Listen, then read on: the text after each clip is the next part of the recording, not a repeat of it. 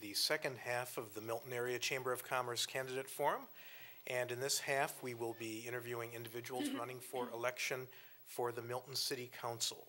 We have 6 candidates who are running for 3 two-year seats and 1 one-year seat. We have with us this evening incumbents Dave Adams, challenger Larry Lane, incumbent Teresa Roosh, incumbent Nancy Lauder, and challenger Linda Clark. Incumbent Maxine Striegel was scheduled to be with us this evening. However, she is under the weather and was not able to attend. So we will go with the 5 candidates that we have. We are going to determine the order in which you're going to answer the questions by a draw of some cards. And Mr. Mark Warren here, the most honest card shuffler in Milton, has cards ace through 5, and the ace will go first.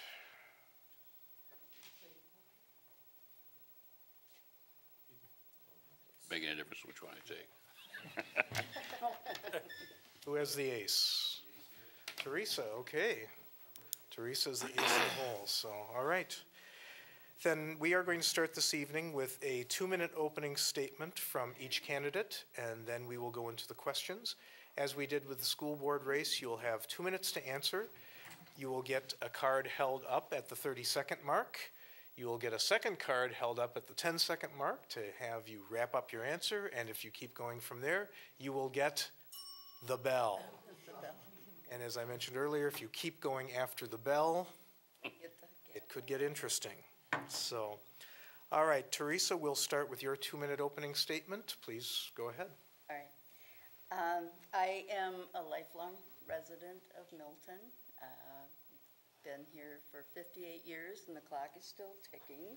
So I have enjoyed the community, and my family has enjoyed it. I have a husband and 2 children, and no grandchildren here, but I really have found much about the community that we love, which is why we are still here.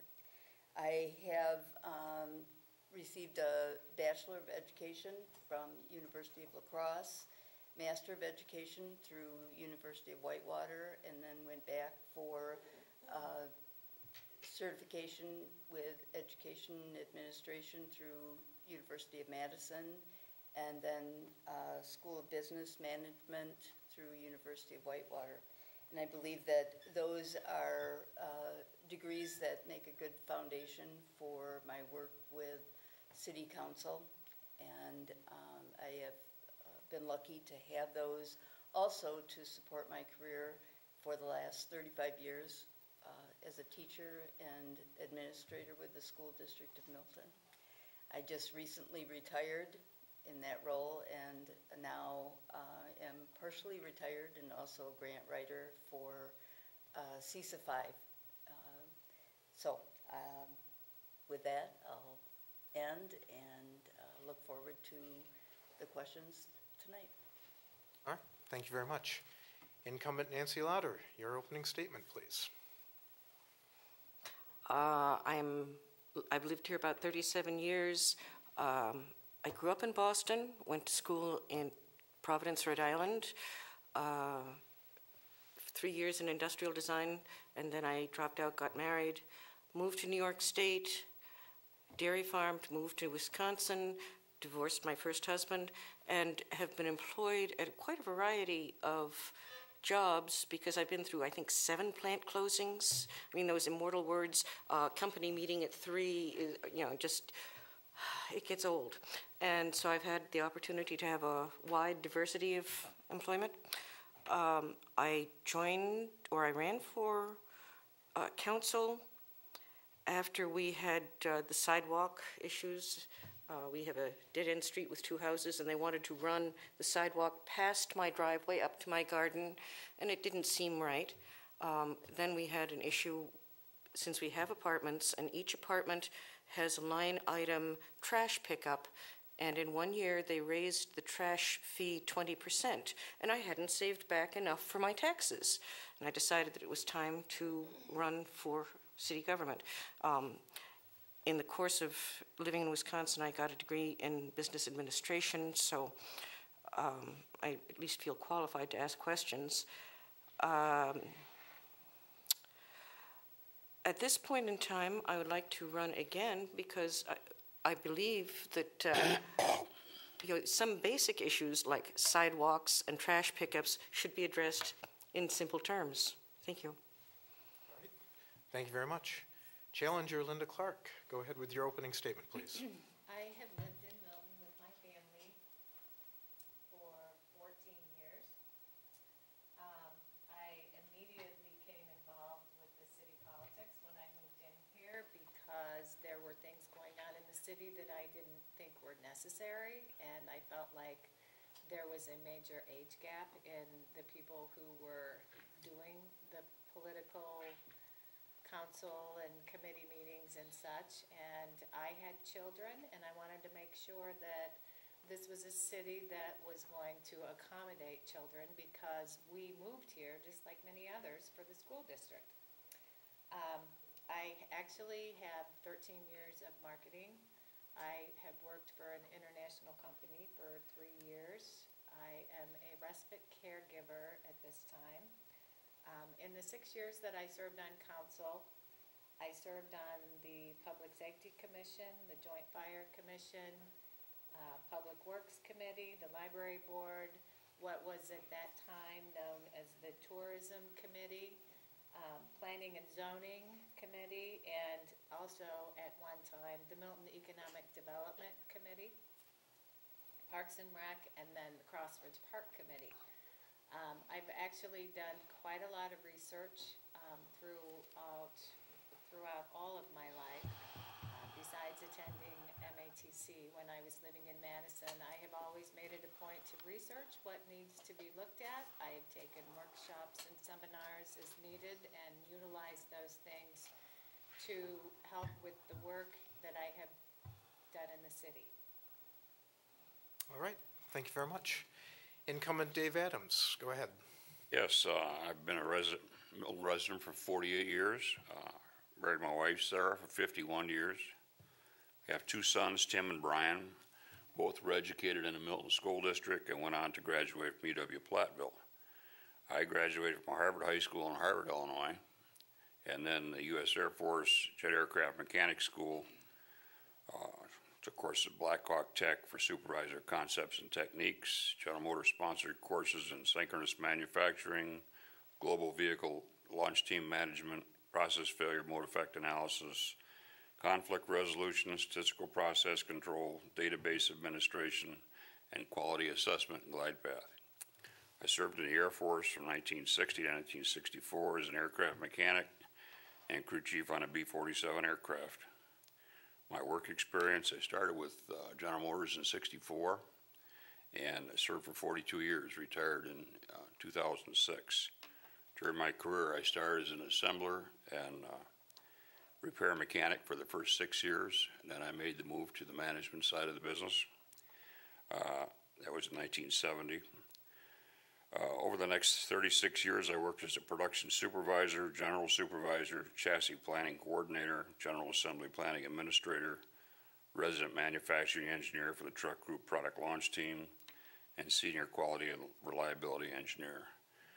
I served on every launch team from the 1975 model to the 2007 model of Janesville Assembly, as well as Janesville, our General Assembly launch manager for several events, and quality launch manager for the 2007 Suburban Tahoe and Yukon. I was elected to the council in 2008 and have served on the Public Safety Committee for 2 years, Public Works for 4 years, the Joint Fire Commission for 6 years, on my second term as chairman in that organization. Personnel and Finance Committee, I've been chairman since 2010, and also serve on the recently developed Economic Development Commission.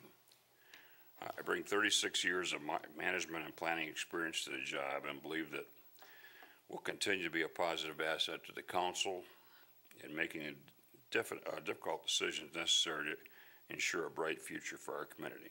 I love sitting. You made me use it. Oh, I'm sorry. I told you. That's the last sentence. Thanks, Dave. Challenger Larry Lane, go ahead, please. Oh, thank you. Let's see. My platform has really been very simple. I focused on experience in education and enthusiasm. And I think I'd like to talk about my experience in education first, and maybe at the end of the night talk about my enthusiasm. I moved here from the Appleton area where I was born and raised. I actually grew up in Black Creek, Wisconsin, which is a town north of Appleton of about 1,000 souls. My folks were very involved in the community, 4-H, leadership. My dad was a civil service warden, if you remember those titles that people had at one time. And grew up there, went to high school in Fox Valley Lutheran in Appleton, and lived in Appleton until 2010 when we moved down here to Milton.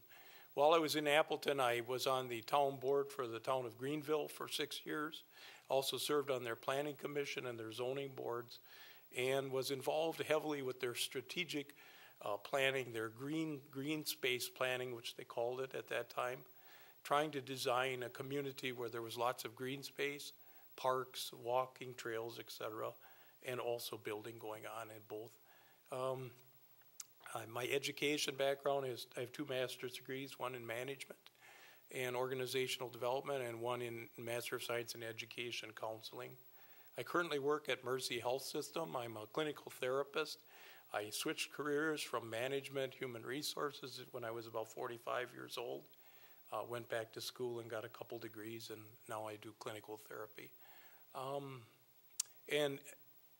The biggest reason that I'm running, I guess, is because I'm a person that believes in supporting the community, standing up and speaking up when it's important, and providing input on a positive note to make changes. So I welcome the opportunity to be elected for the council. All right. Thank you very much. Before we get into our questions, if anyone in the audience has a question that they would like us to ask, please see Mark Warren. He does have index cards. He will pass it up here if we have time, and if your question is appropriate, we may ask it. Please don't be offended if we do not. Since you drew the low card, Teresa, you get to start. And with the school board, we kind of threw them a couple of softballs first, but we're going to get right into it with council. So let's talk about the Evermore development, the Bill Watson development. There's still many questions and unknowns regarding the development. What specific information would lead you to decide to either support or refuse to support the project? And then a follow-up to that, would you support just an interchange at County M?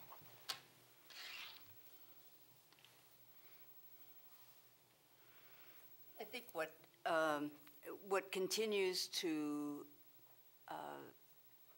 stop me from supporting the development, which I spoke to the very first time it was brought to our meeting, was the lack of organization in the presentation and the discussion. There was never any idea as to if this, then that. It was just a discussion saying that I will offer $50,000 to start it, and it was never stated that if the proposal to annex the property is made, then this will happen, then that, then this.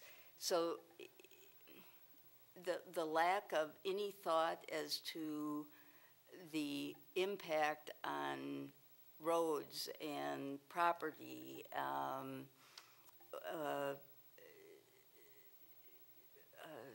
sewer, water, everything that it would entail, and anything down the line. Without that, I couldn't even begin to think of making a decision about it. Boy, that time flies. And so, could I even think of an interchange? You know, I couldn't begin to unless people began to think of giving up their property. So far, I haven't even heard that people are willing to give up their property.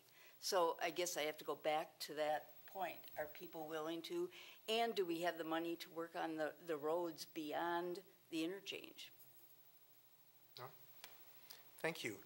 Nancy Lauder, what specific information would you need to hear to make you decide to either support or not support the development? And separately, would you support just the interchange at County M? I did go to the 3 meetings that he spoke at. What I observed is there was one at Milton Town Hall, one in Fulton Town Hall, and one here, that the maps that were in Fulton Town Hall were dissimilar to the maps in Milton. What I am looking for to have me make a mental decision is something in writing. We have received nothing in writing. No one has received a request to annex, so we have nothing to review. And that really holds for what he wants for an interchange, or what the DOT wants for an interchange. We have nothing in writing. So at this point, until we have facts in writing, there's nothing to review, so I have no opinion. Thank you. Linda Clark, specific information that would help you make your decision, and then separately, do you support an interchange at County M? Well, I think first of all, we do need to have. Linda, is your mic on? Oh, now it is. All right, thank you. Because I can hear Please continue. myself. I think first of all, what we need to have is we need some details, and there needs to be a middle step to what he's talking about doing. He's given us a plan, he's given us the results, but he's not exactly given us the information of how this is all going to take place, and that concerns me. On the other hand, though, we as a city need to have economic development in order to keep our taxes down, and everybody knows where that's at right now. This is an opportunity for us to do that, but I would like to see exactly what type of industry is being planned. We do have ordinances in place that will protect us from things coming in that we do not want to have come in. And I also attended the meetings with the townships and heard all of their comments. And, you know, I grew up in a farm community. I totally understand that incredibly black, rich soil and the quiet of the country life. But as far as being a city council person, it's really my place to listen to what the citizens in the city have to say. And I've heard both. I have heard probably a 50-50 split of people who are in support of it and people who are not in support of it. As far as the interchange goes, I think that from being somebody that traveled back and forth to Madison as much as I have on that highway, we need the interchange. This is the time. The highway is being expanded. I think that as far as the roads in between, that there will be ways to work with the county and other organizations to get those roads in place. All right. Thank you very much. Dave, what do you need to hear to make a decision on this? And separately, the County M interchange, would you support that on its own? Well, when Mr. Watson came to us, I don't think he made a proposal. What he did was outline an idea. He didn't give us any details, and any time we pressed for details, it was just kind of blown off. I got real uneasy about it, and during his presentation, he encouraged us to look at his other successes, and he named a couple of developments in Florida. And a lot of people were in the room that night, and myself researched that. And I've got to tell you, what we found is not pleasant. He made a lot of promises down there, did not fulfill them. The one crowning success that he mentioned, he didn't even develop. He sold the land and somebody else developed it. So going through the newspaper reports from down there, there's an awful lot of parallels, similarities to what he's brought out here. If this was a proposed residential development, it would have to be plotted out in detail before annexation could even be looked at. He's given us nothing. He gave us a map that had a bunch of shaded areas that are his land. There's landowners in between that don't agree with this, don't want to be part of it. And he's saying, well, that, you know, they'll come in later. I don't trust the man to deliver on what he says, and if I don't trust the man, I don't want to do business with him. The interchange itself, from the city standpoint, EMS and fire is an excellent idea. Our folks have to go either to Newville or Janesville to answer calls out on the interstate, and it's way too long. It would be a key to develop the west side of Milton if we did have access out there. So. All right. Thank you, Dave. Larry Lane, your thoughts on the development? What information do you need, and do you support the County M interchange? I agree with probably 95% of what was said already. The important thing, I think, for me, the learning of this whole process is that as a community and as a city, and I think the council's already begun to do some of that, we need like a checklist or a group of statistics or information that we expect from developers, regardless of what type of development. And talking about infrastructure. What type of infrastructure will this development expect or require? Sewer, water, roads. What type of police protection will this development require? What type of businesses are coming into the development? Some require more police protection, more drive-bys and things like that going on than other types of businesses. And I think this is a good opportunity for us. So my focus is more can we learn from what's happened and how we've been approached in this development to look at our whole city and what we really want. I'm a person that believes in growth, but I think it's kind of smart growth, planned growth. A city has to grow. You can't stay stagnant in today's world. So that's important. As far as the interchange, very important. I agree with what Dave said. Access is so vital for services, emergency services, but also for traffic in general. I think the opportunity is right with the proposed revisions of the Interstate 90 that are being planned, widening to 3 lanes in a lot of the sections, that this is a good time to consider that. What are the costs? What are the ramifications to the community in terms of expenses, property taxes? That all has to be looked at, of course. I hear comments that, well, maybe the state will pay for all of it. I don't know if that's really going to be true. Probably not in today's fiscal world. So that's my take on it. All right, thank you very much. Our next question, we will start with Nancy Lauder. Nancy, it's been reported that the City of Milton has thus far paid $6,500 in addition to spending significant staff and council time for a new city logo. It's been a slow and contentious process, and we still don't have a finished product. What could the city have done differently in this entire process? That is a very good question. It's somewhat after the fact.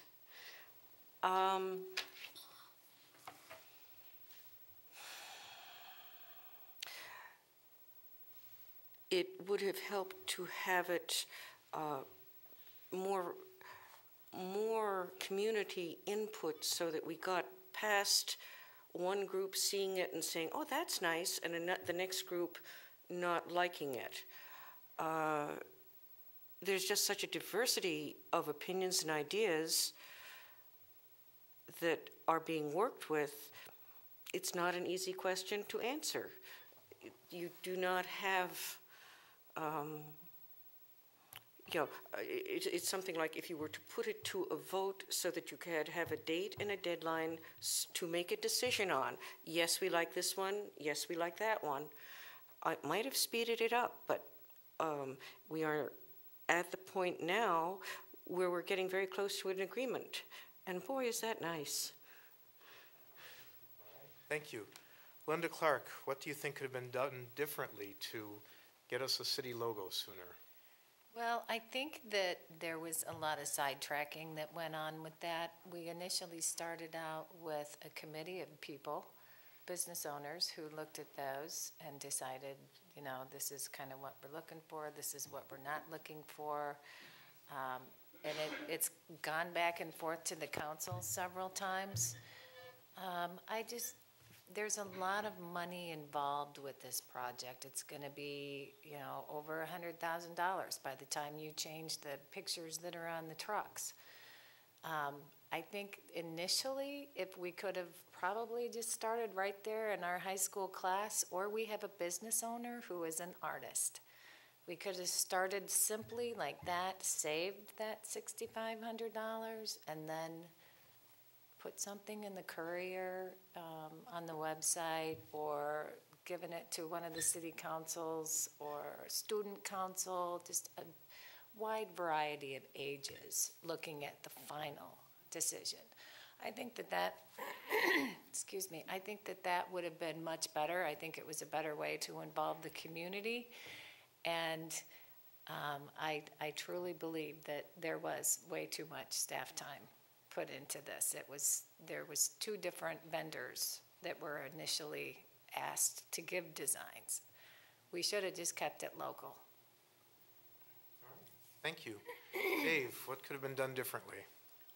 I agree, there was way too much time. When this started out, there was comments made that our current logo is outdated, needed to be modernized. And the group in Whitewater that worked on it took that word modernized to the hilt and came back with some items that were totally unacceptable to everybody. But again, there was no community comments on it. It was just the folks in the council looking at stuff that designers had put together. I think, as my senior advisor at home told me, that we could have done better if we'd gone to the high school art class with a list of things that we wanted to represent. We could have got it done a lot better.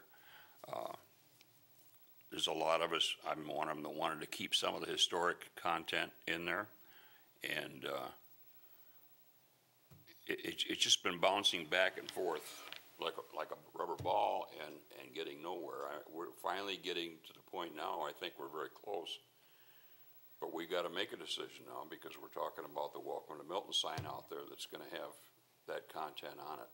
I think we're very close, but I brought it up here at a council meeting a couple months ago that we have not got our money's worth out of this process, and part of it's the two vendor deal, and I don't think the vendors had all that much guidance.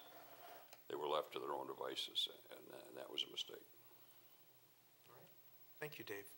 Larry Lane, what do you think? How could we have gotten a logo sooner? Well, I don't know if you could have ever gotten it sooner. I think that process had to happen. I realized that it was very frustrating, and I could sit back as a resident in the audience and say, well, it must have been very frustrating for the council, but I'm sure it was. But I think with pain, there's gain, too. If we hadn't looked at it, there would always been that question of, is there something we could do differently? Is there a different way we could market our community out there to the surrounding areas? So I realize it's painful. And as to the cost, I guess I can't speak to that, as I wasn't on the council at the time. I'm not on the council, but everything does have its costs. I think there's an opportunity, as I was listening to everybody speak tonight, that maybe we can bring something forth to the community and get a final reaction before we vote as a council on the final design. There's still a chance for community input. Here's what we've come up with as a council. Here's what we think as the staff of Milton. And what do you think, community, about what we're doing? So it might be an opportunity to do that yet. Okay. Thank you. Thank you, Larry. Teresa, what could have been done differently? First of all, I agree with Larry. I'm not sure that it took longer than it needed to. I have worked with other committees in the school district, different places that have put together logos, and it is a long process. It's not something that people agree to easily. Everyone has their own idea of what it should look like.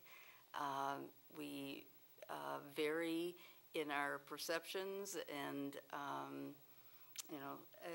some people look at it historically, some look at it in wanting to modernize, some have different perceptions, and color themes, whatever. How to get to it, yes, we may disagree. Should it be done, should it be outsourced? Should it be done in a contest mode? Should it be done voluntarily by putting together a committee of anyone that is interested? I guess we could all, try to choose now by going back and saying, well, I would have done it that way. And, that's easy to say now. So yes, maybe it would have been neat to have done a contest, promoted in the paper, or having students that are art students, but that also can be offensive if you do that and everyone submits one and then everyone says, well, I didn't like any of those, and so that you offend students too. So after all that, I don't know the best answer. If we get a logo now that we all like, I guess it's been worth all of that process. Thank you. For our next question, we'll start with challenger Linda Clark. Linda, two parts to this question. First of all, as of today, would you say that the Highway 26 bypass has been a net win or a net loss for Milton? And then the second part of the question, if I were the owner of a small business who's been negatively impacted by the bypass, what would you say to me to encourage me to stay the course? As of today, I would have to say that the bypass has been a challenge to this community. And I think that in a way it's been a good thing because our businesses have come together a lot more than I have seen them come together in the past. We have businesses that are standing up and speaking out, and that it's always something that should have been. It's a challenge, and all of the businesses, I'm a business owner too. You have to learn to work with what you have. And the City of Milton didn't really have any choices as to whether or not this bypass was coming in. As far as the condition of the bypass, yes, I think that that's a success. I think that we have brought people in the other entrances of the City of Milton, and those businesses are going to benefit from that. Once people get used to the traffic flow the way that it's going to be, I think that our businesses are going to come back. I do think if I was in the City of Milton as a small business owner right there by the Highway 26 bypass, I would be looking to the city for more support. All right. Thank you. Dave, has the bypass so far been a net win or a net loss for Milton? And if I were the owner of a small business who's been negatively impacted, what would you say to encourage me to stay the course? I think the majority of our local businesses feel that it's been a detriment to their business. I think most of them have lost some sales. But like Linda said, we didn't have any choice in the matter. And DOT made some choices that literally isolated a couple of our businesses. But for the rest of the business community, I think they need to keep in mind that work is ongoing. The Chamber's been working with the signage and that, and we're working to try and develop the corridor coming off 26 along Highway 59 that'll bring people off. Once we get them off the 26 bypass into the city, I think that the gain is going to be there. I think they're going to recover what they've lost. Right now, it's really a bad situation because to try and get people off there right now, there's no incentive to get off. There's no signs directing people. The work is ongoing and it's going to happen. It won't happen overnight. But the council's been working and the administration's been working, trying to come up with ways to get people off into the city. And I think it'll improve. Thank you. Larry Lane, has the bypass so far been a net win or a net loss? And if I were the owner of a business who's had a negative impact, what would you say to encourage me to stay the course? Well, I'm a believer that opportunity knocks, and that is sometimes things happen that we have no control over, and we have no say over, and we have to respond to the situation, find ways to improve and build on. I've owned several small businesses, including a restaurant and a private practice mental health clinic, and I've also done some real estate development, and all of those experiences required me as a small businessman to keep my name out there in front of people. And so I think what I see happening is, I think Milton is responding. I think the Chamber of Commerce is responding. Individual people in the community are responding by supporting the businesses that are starting up. And we have to just be creative. I would encourage the small business people to do more benefit type work in the community, get involved in any kind of benefits that are going on in the community, donate some of their services or some of their products for these benefits, volunteer opportunities in the community to get their name in front of people. Because when I moved here in 2010, I really had to make an effort to get around to meet the individual business people. And I think sometimes the individual business people need to step out and meet the people that live in the community as well. So it's kind of a two-way street, really. So again, opportunity knocks, and we just have to find ways to make that happen. So. All right, thank you. Teresa, is it a net win or net loss so far? And if I've had issues with my business because of the bypass, what would you say to encourage me to keep staying on the course? I would say it's a net challenge to kind of middle of the road. And there's no doubt we have work to do together. It's something that we need to work together to, as I had put in my notes, I believe in the paper, that we need to change it from something to bypass to make it a go-to community, change to make it so that people want to come to Milton for a reason.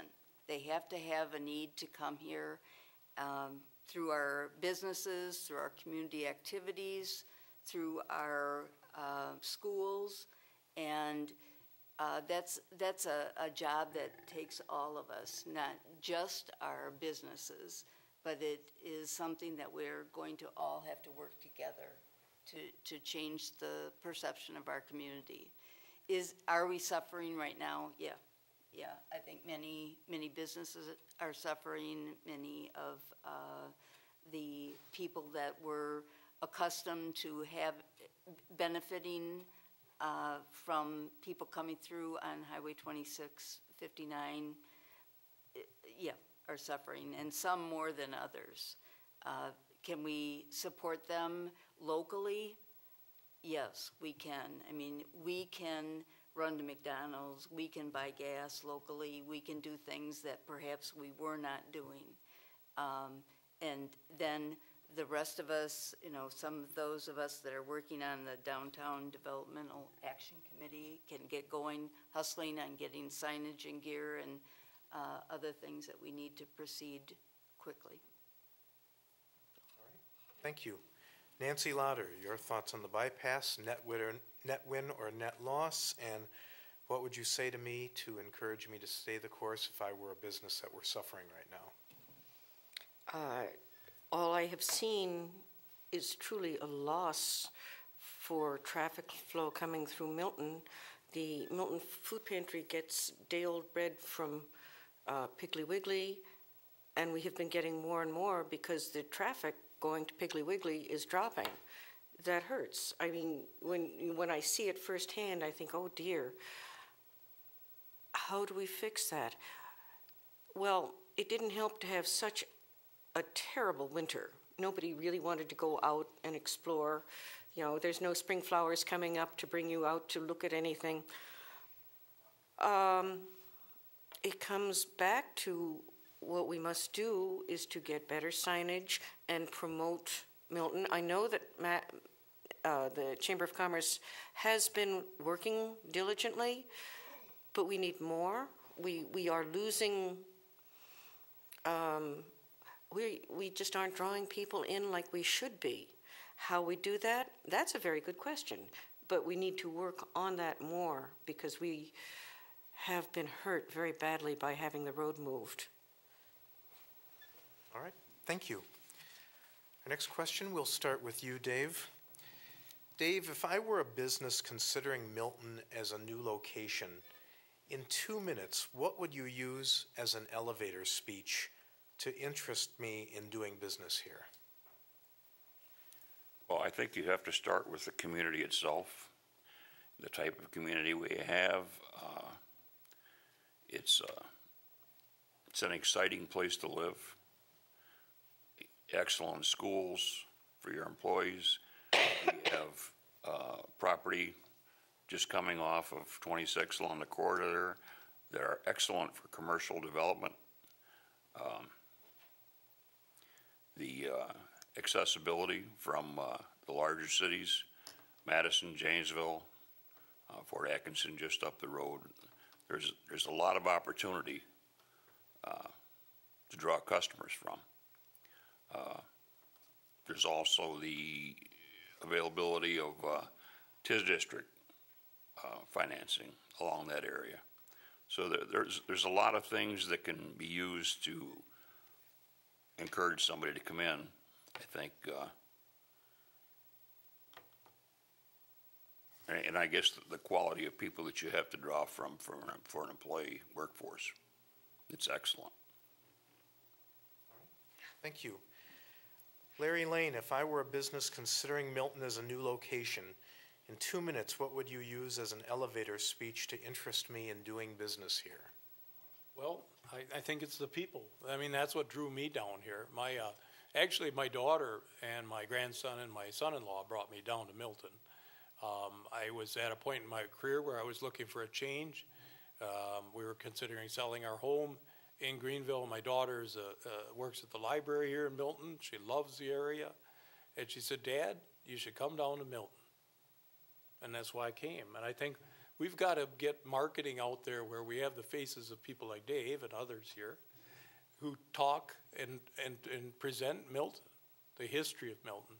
I think there's a history of Milton and there's a progressive Milton, the historic and the progressive. We need to build on both of those. And the business people are looking at what's the progressive side of Milton.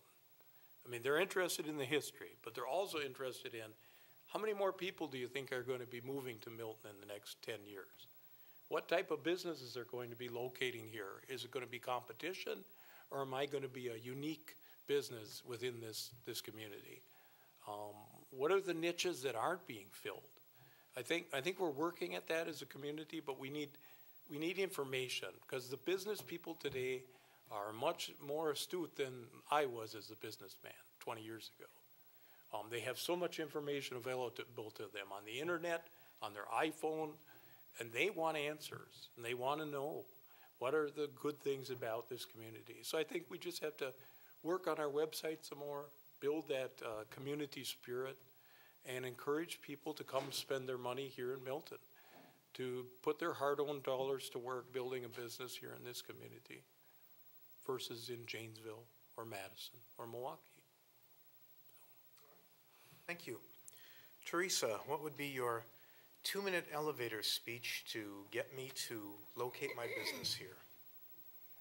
Well, I think a lot of it, Dave had said too, that we do have an attractive community.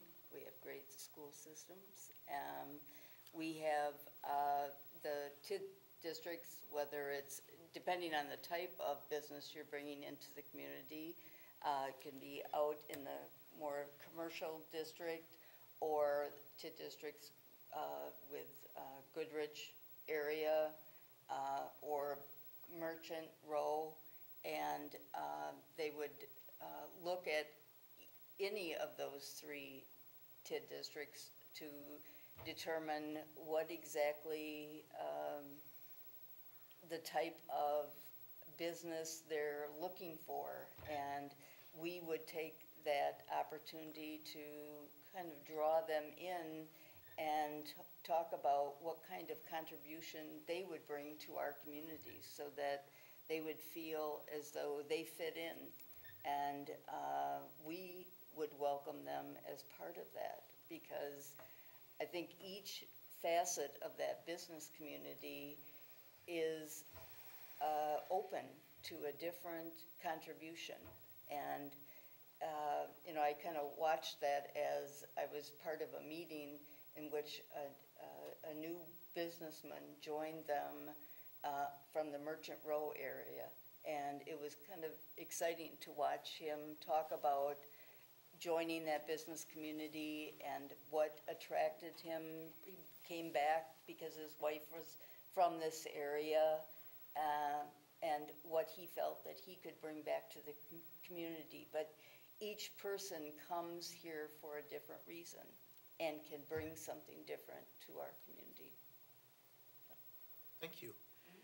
Nancy Lauder, what's your elevator speech to get me to do business here in Milton? One of the things that I have been studying is there's a comprehensive plan that Milton has done repeatedly and will be updating soon. And the small town atmosphere was very, very high on their list of goals to keep. I would like to keep the small town feel. Milton has a legacy of respect for education left from the college, and it is in our very good school system. We have a wonderful school system that has helped a lot of children in a lot of ways. We're gaining the Black Hawk Tech Welding Division. How much more can we are giving opportunity for education here. The other part is that Milton has done a historical survey to review what they do have for historical houses and features to promote for tourism.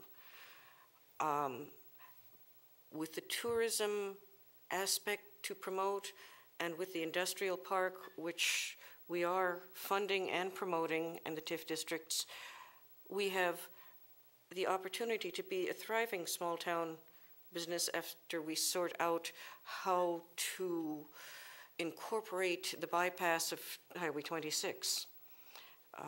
But no, we have the tourism, we have the industry, we now have to assemble it. We just have been given new opportunities. All right, thank you. Linda Clark, what is your elevator speech to get me to locate my business in Milton? Well, I have it kind of hard here because everybody else has pretty much hit everything on the nose.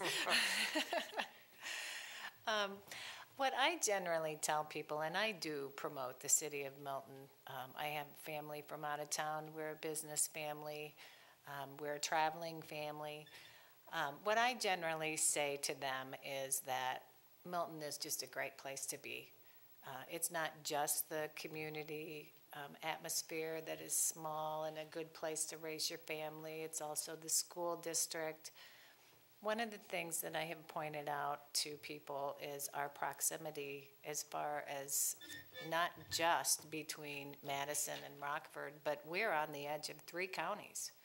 So not only are we close to, well, of course, we will have Black Hawk Tech here, but we also have MACC in Fort Atkinson. We have UROC. You know, I mean, we are pretty much a center of education if you live in this area. And the other thing that I point out to these businesses is the people that live here are very hardworking people that are proud of what they do, and they're proud to work. And that our kids are also eager to be working kids, and not that we don't have a lot of problems with crime or anything like that. So I guess that's that and everything else that everybody has said. Thank you. Larry, this question starts with you. Do you consider tourism to be important to this community? And if so, what recommendations do you have to market our community, our amenities, events, and our niche businesses on a limited $2,500 tourism budget? Only 25. Well, yes, tourism is important. I think tourism does a couple things. One, it obviously brings people into the community to spend their dollars. That supports businesses, that supports individuals who work at those businesses so that they can pay their property taxes, pay their other taxes, buy gasoline, all the things we do, food, clothing. So that tourism is vital to any community. And $2,500, he said. Well, I think what I would do, and this is an idea I've had in the past and I've thought about it, and that is I would have a card that says, Milton, City of Milton resident, proves my residency, whatever that card might be. And there's an agreement among all the members of the Chamber of Commerce and MACC that if you present this card, you receive somewhat of a discount on my business. And I think that would get a lot of the people who are maybe driving to Janesville to buy their gasoline, or maybe I work in Janesville, but I fill up here in town. Encourage them to fill up here in town. Or, boy, I'm hungry. Well, I'm going to go to the Subway. I'm not going to drive way to Janesville to go to Fazoli's. I'm not making fun of Janesville, by the way. I don't want anybody to think that. But my point is, it's a small amount of money, but that would be significant. You print these cards, you give them to every resident who lives in Milton, and they get to use it at the local businesses. Just an idea. Thank you, Larry. Teresa, is tourism important to the community, and what recommendations do you have to market our community on a limited $2,500 tourism budget? Yes, it's very important. And I think that was a good idea. But I also think trying to draw in some of the people that you already have coming in. For example, you have people coming in to Showberg Park, which is part of the city, but trying to expand upon that when you have people coming in for softball or baseball tournaments, trying to draw those in further and make larger ball tournaments by using your other ball diamonds in the city so that they can have larger tournaments, and making sure then that you advertise your businesses from those, now I have to repeat everything I said, from those tournaments, so that, yes, you're drawing those people into local businesses, but also making sure that you just get people into the community. That's part of what you use those activities for, and making sure that they know what your community has to offer, that it's not just a ballpark. There are many other activities within your community.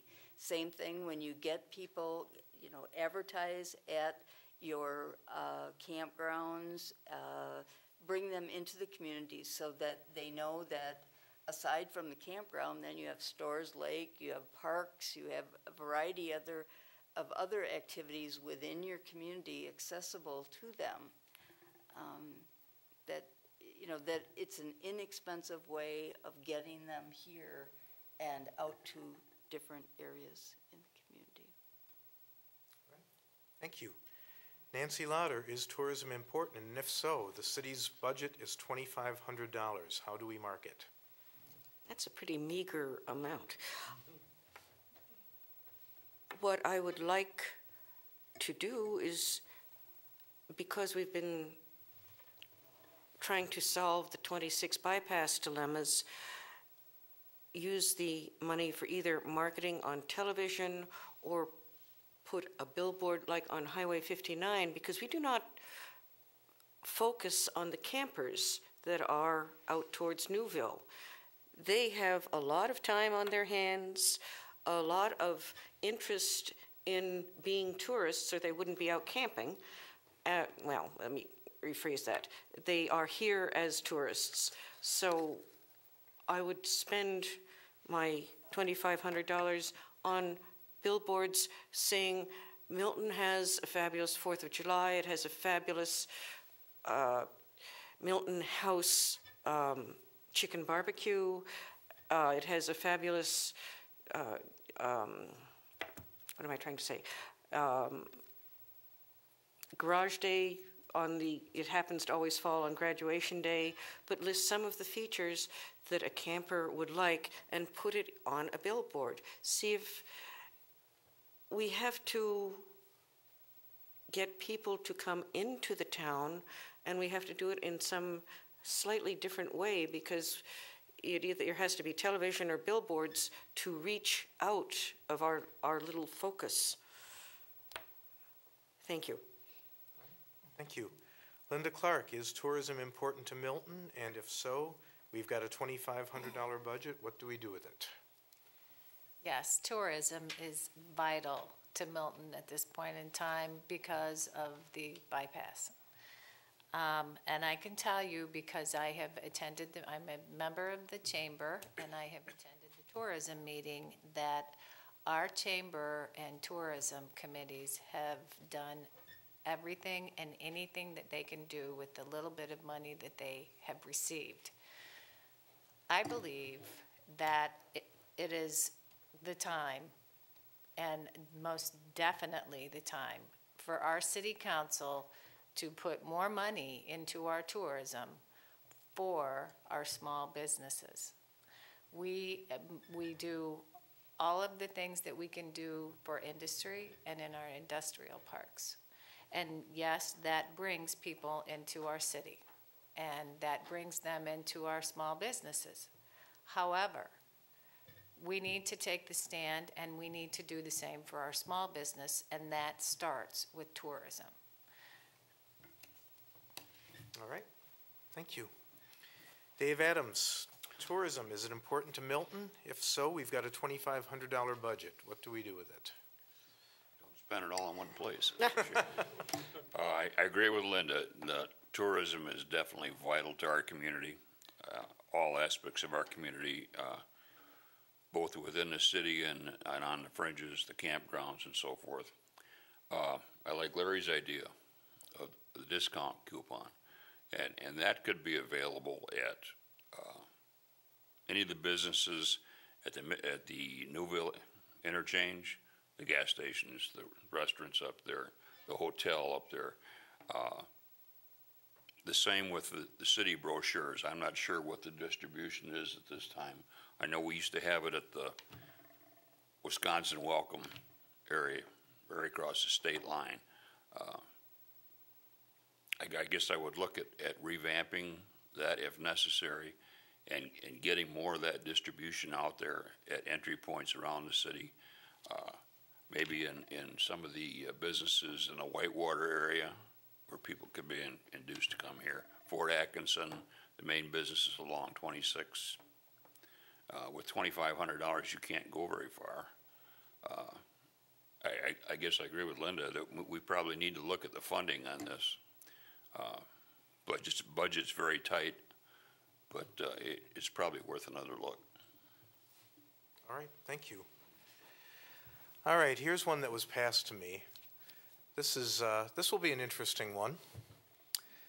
The city of Janesville, and Teresa, you get to answer this first. So, You get an interesting when it goes to me. the city of Janesville's governmental structure is much different than ours. They operate with a full-time city manager and no mayor. Do you think that a city manager concept like this would work well in Milton? Why or why not?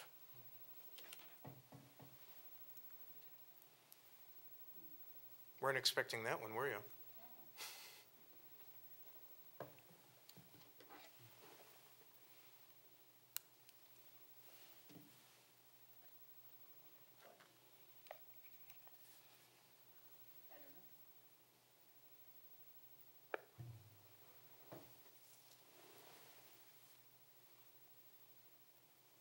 That's a good question. I hadn't really thought about it. I know it works well for Janesville. Having only been a part of this for a year, I'm probably not the best person to make that judgment. I've also found this to work well here. And perhaps it's because of the people involved.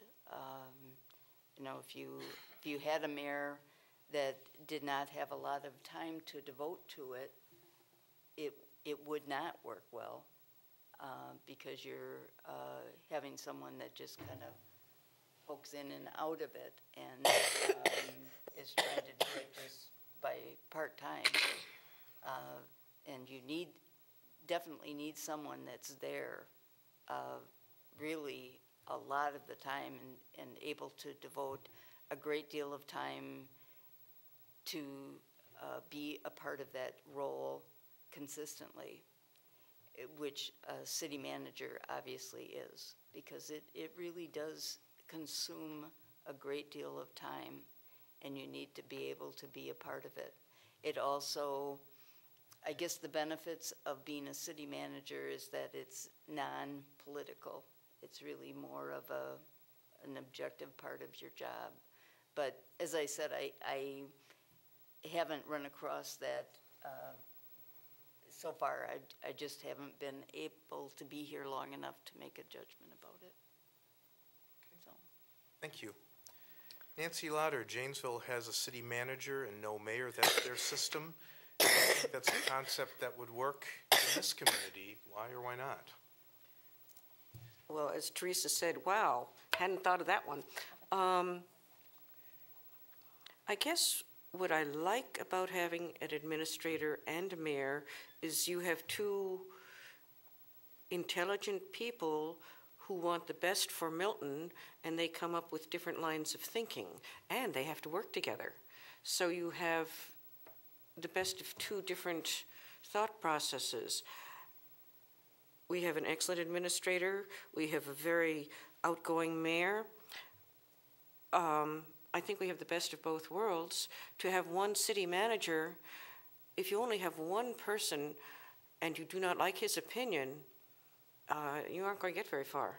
Whereas if you have two people, you can find more diversity to go forward, or at least in the 3 minutes I've had to think of the question, that is what my response would be. Thank you. Linda Clark, Janesville has a full-time city manager, no elected mayor. Do you think this concept would work in Milton? Why or why not? Well, I think that in Janesville, you've got a bigger population, and that makes a big difference because then you have more money. We already have a city administrator, and of course, all of the staff that we have upstairs do a tremendous job. If we were not to have the mayor, we would need to come up with more funding for our city staff, because it's not just the, well, we could call our administrator a city manager, because pretty much that's what he does. So we would need to come up with more money for him, and then we would also need to accommodate for those staff that he would be working with. So it could be something that would be expensive. I don't think that it would be a bad idea, because we do have a city council, and it's the council who actually makes the decisions. The mayor, he can present things, but ultimately it's up to the council. And as long as we have our marketing in place and we have people in our city hall and administration office to be able to reach out to people, then that base is covered. You know, but having a part-time mayor right now is not, I don't think it's a bad thing for Milton because of our population. But I do think that situation could work in Milton.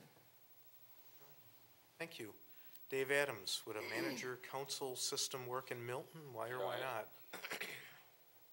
The one thing I don't like about it is right now the top officer in city government is an elected official, and I like that idea. I don't like the idea of a contracted person being the top person in city government, even though he has to go through council approval.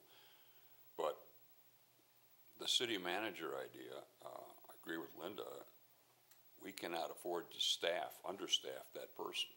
And the only way that one person can do that, even in a small city like this, is to have staff to help them. And right now, our mayor does a lot of work with Jerry. They kind of split things up and are able to get things done. If Jerry was by himself, there's no way he could do what has to be done in this city right now without additional staff. And right now, I don't believe we can afford that staff. Well, I know we can't, because we've got City Hall staff down and out to its right on the wire. We can't go any lower than we are right now. So. Thank you. Larry Lane, do you think a manager-council system would work as opposed to a mayoral system? I guess from a general management perspective, one could say a manager type situation might be better, but we're not talking about a corporation here, we're talking about a community. And therefore, I think the mayor, the elected, as some of you have said, having the elected official, which the community can either support or not support, depending on what's going on in that position. And it's more difficult to remove a manager if there's unhappiness or dissatisfaction with job performance. The other thing is, you have to realize, I was very impressed. One of the reasons I'm running for council is because I was impressed about all the work that the council does and the committees do in this community. There's a lot of work that gets done at the grassroots level by average Mr. and Mrs. citizen. And a lot of communities don't have that luxury. They don't have people who step out. So I think we have a good system in place, if you will, because of that. And a lot of hard work gets done that maybe we'd end up paying a lot more money for someone else to do it versus having people in the community do it. And that experience is vital for future council people. You have to have active committees in the community in order to develop future leaders for the council, future mayor, future workers in the city hall. So that would be my take on it. All right. Thank you very much. All right, we are going to conclude with each candidate having an opportunity to make a 2-minute closing remark. And we will start with, well, where we started in the first place, with Teresa. Teresa, in 2 minutes for your closing remark, why should we vote for you? I think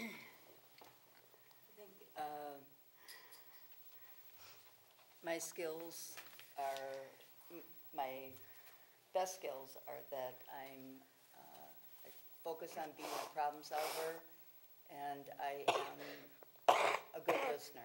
I believe that those skills are advantageous to being a council member. I have worked hard at maintaining those throughout the past year with my experience as a council member.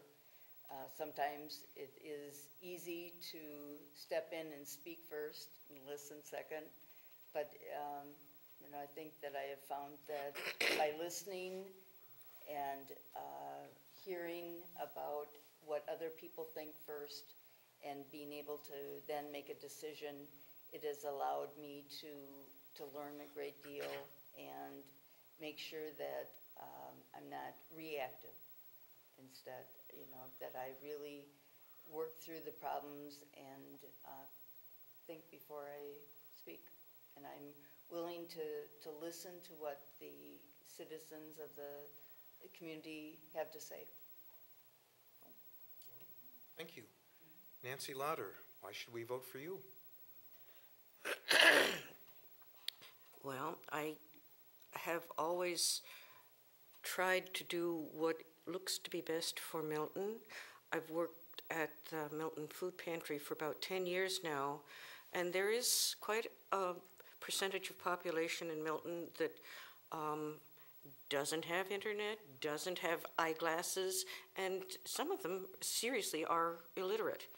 I do not want the less well-funded persons in Milton to go without being valued, because they are entitled to a good community. They are the future of Milton also.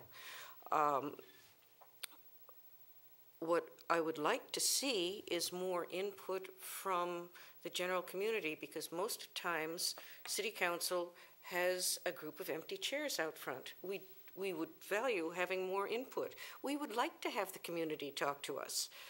I'm running for mayor because I'm not running for mayor. I'm running for council, excuse me, because I really want to contribute a different perspective.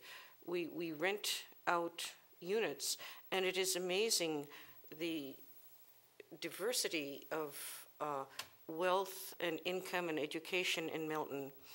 And actually, that's what makes it a wonderful small community. I want to keep it a wonderful small community. Thank you.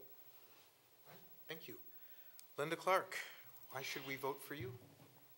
Well, I am very passionate about the city of Milton, and this is a great place to be, just as I always tell people when they're interested in industry or business or even a place to relocate. I make it a point to go out and speak to people.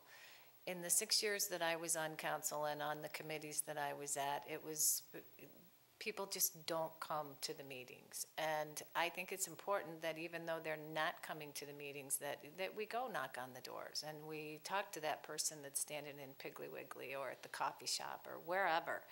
Because I think it's important that we seek out and get people's opinions, because that's how the budgets are set up.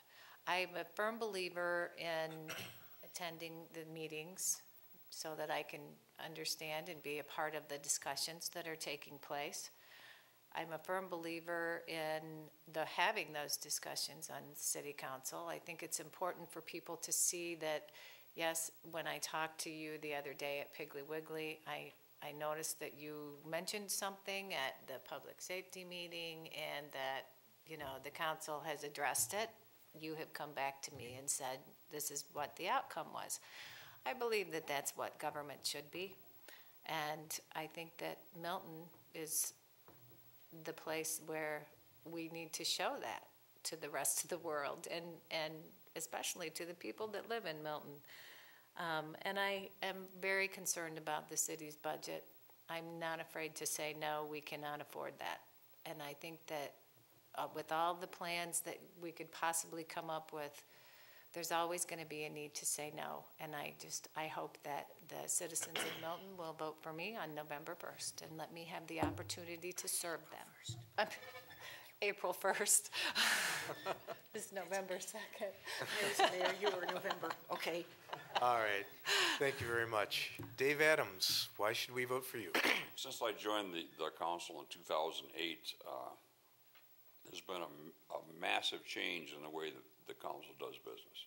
We went from a pretty much reactive, bottom line only, give me the full price, or we can't afford it, we'll put that off. And there's a lot of things that have been done in the last 6 years that probably could not have been done if that change hadn't happened.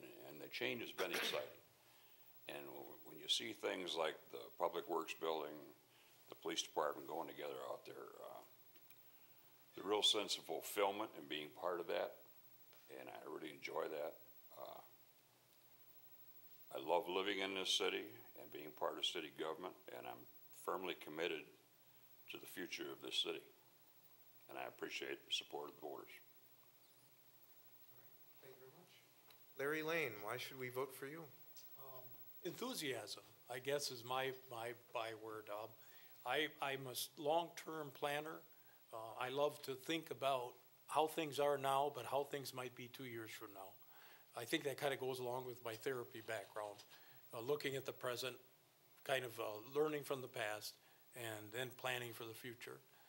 So that's one of my strengths. I think one of my other strengths is I'm an idea generator. I just love to sit back and hear what other people have to say and then sort of feed off of that and throw something out there on the table for consideration. I enjoy doing that.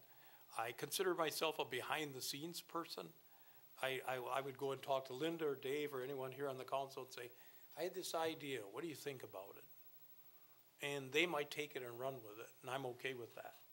Because the bottom line goal is what's best for the community. It doesn't matter who brings the idea forward. Doesn't matter who was the candidate, who pushed for it, whether it was the mayor, the administrator, the council, a committee. The goal is to achieve and accomplish things. So that's important. I agree with Linda. We need fiscal responsibility, but I also like what the council's doing. They're saying, hey, we're going to prioritize things a little bit. We've got to decide as a community what's most important. And I think we're getting better, and I would like to encourage more of it, of asking for feedback from the community. Once we have that list of priorities of capital projects, if you will, this is our list and what we think should be right. What do you as a community think? Are you in tune with us? We think the fire department should be here on the list. And they might say, oh no, Larry, it should be up here further at the top. And that's okay. That's what it's all about. The other thing is, I'd like the community, like Linda also, to see more people here at the council meetings, but I'd also like for us to be more proactive in asking for feedback from the community, maybe an annual survey. That's kind of scary, asking if they like what we're doing or what they don't like what we're doing. So, just some thoughts. Also, vote for me, please. But more importantly, and I've said it all along, please vote. Yes. That's a good theme to end on. April 1st is the election. Please exercise your right as a member of a democracy to vote. Right, and responsibility. Absolutely. So, on behalf of the Milton Area Chamber of Commerce, Dave Adams, Larry Lane, Teresa Roosh, Nancy Lauder, Linda Clark, thank you all very much for joining us, and thank all of you. Have a pleasant evening. Thank you for having us. Thank you for having us.